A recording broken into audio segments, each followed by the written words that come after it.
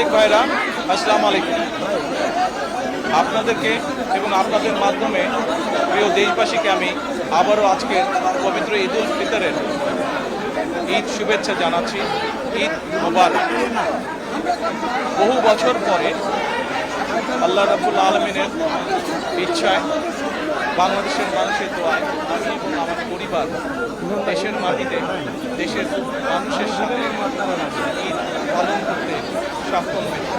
তার জন্য আমি প্রথমেই আল্লাহ রাব্বুল আলামিনের দরবারে শুকরিয়া আদায় করছি।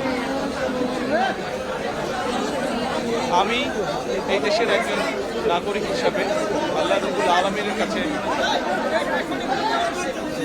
দোয়া করি যেন আল্লাহ আমাদেরকে সেই রহমত দেন। আজ এই ঈদে বাংলাদেশের মানুষ যতটা নির্বিঘ্নে বা যতটা শান্তিতে ঈদ উদযাপন করতে সক্ষম হয়েছে, ইনশাল্লাহ ভবিষ্যতের ঈদগুলোতে যেন আরও বেশি শান্তিপূর্ণভাবে আমরা ঈদ উদযাপন করতে সক্ষম হই।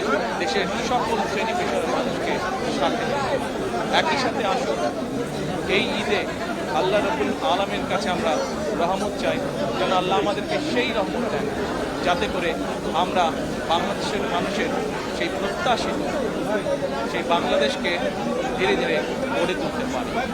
আজকের এই ঈদের দিনে দেশবাসীর কাছে আমি দোয়া চাই, একই সাথে দেশবাসীর কাছে আমি অনুরোধ জানাবো যে আপনাদের সহযোগিতা যদি থাকে, ইনশাল্লাহ আপনাদের এই নির্বাচিত সরকার দেশকে আপনাদের চাওয়া অনুযায়ী দেশবাসীর কাজে সর্বোচ্চ শক্তি দিয়ে চেষ্টা চালিয়ে যাবে।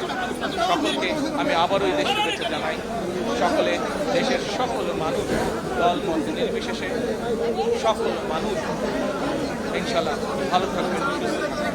আজকের এই দিনে আমরা আবারও গভীর স্মরণ করছি 1971 সালে যারা জীবন বাজি রেখে এই দেশকে স্বাধীন করেছিলেন, সেই শহীদ, সেই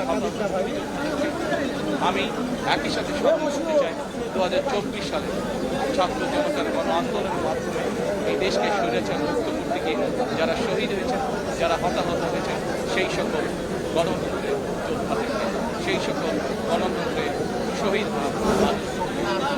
তাদের সকলের আত্মার মাধ্যমে সকলকে আবারও ঈদের শুভেচ্ছা। ঈদ মোবারক। আসসালামু আলাইকুম।